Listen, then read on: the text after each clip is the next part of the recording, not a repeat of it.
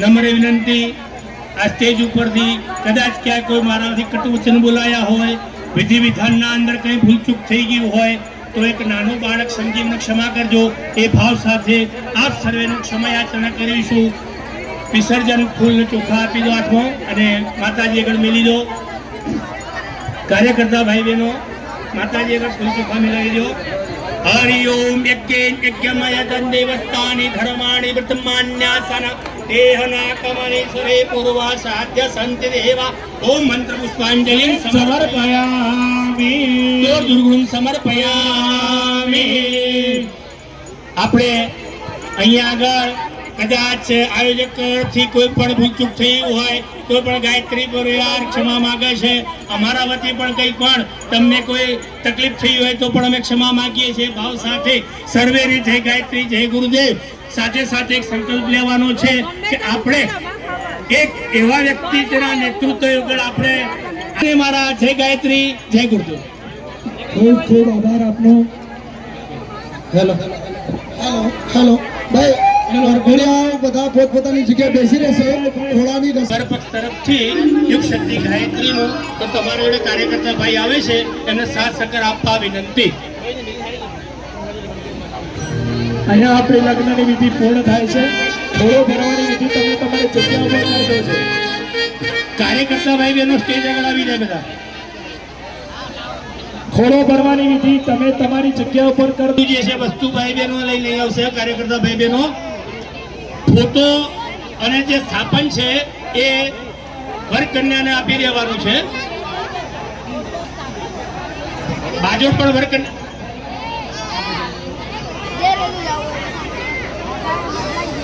આગળના કાર્યક્રમ તરફ આપણે જઈએ છીએ. ગાયત્રી પરિવારનો કાર્યક્રમ પૂર્ણ થયો હોય તો આપનો ખૂબ ખૂબ આભાર. આગળના કાર્યક્રમ તરફ જઈએ છીએ. સાહેબે આપણને ખૂબ સમય આપ્યો છે.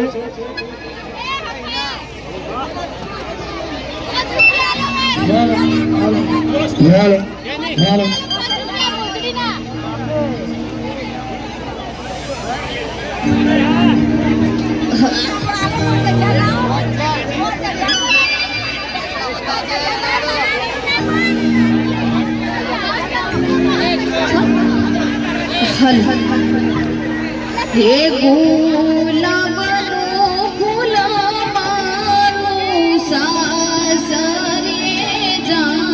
આભાર બેટા, આભાર મારો. ઓબલે તેની આ ખૂબ સરસ મજાનું સાહિત્ય કરે છે.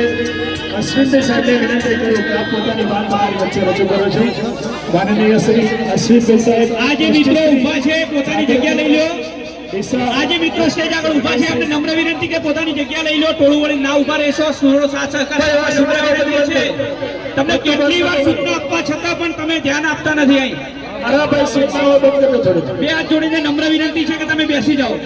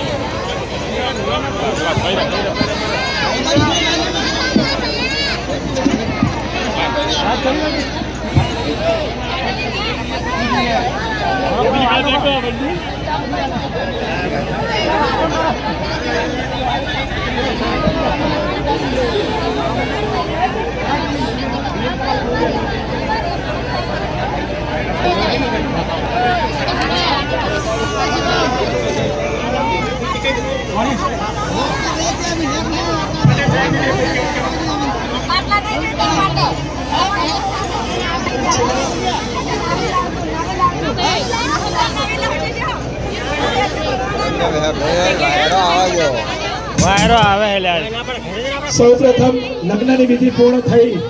પંચ પટેલ આપણી વચ્ચે ઉપસ્થિત છે. મારા બધાનો આગ્રહ છે કે આપ સૌપ્રથમ આશીર્વચન આપો. પટેલ સાહેબ.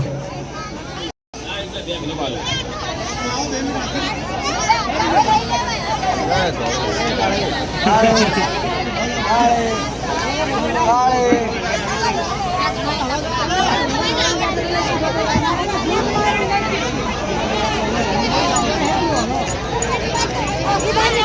kênh Ghiền Mì Gõ để không bỏ lỡ